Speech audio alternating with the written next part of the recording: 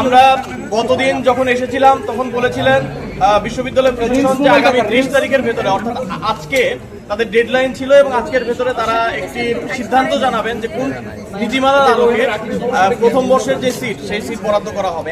আমরা জানিয়েছিলাম যে যারা অছাত্র হিসেবে হলে অবস্থান করছেন তাদেরকে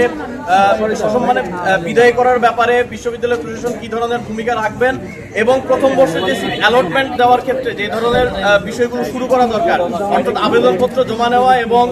ভাইভা সেই বিষয়গুলো হলগুলো শুরু করেছে কিনা এই বিষয়ে আমরা আপডেট দিতে আজকে এসেছিলাম। বিশ্ববিদ্যালয় প্রশাসনের পক্ষ থেকে যে রেসপন্সগুলো পেয়েছি এটা এক ধরনের মিক্সড রেসপন্স বলা যায়। তারা কিছু জায়গায় আমাদের আশা দেখিয়েছেন, আবার কিছু জায়গায় আমরা তাদের যে রেসপন্স সেই রেসপন্স ধরে আমরা দেখতে পাচ্ছি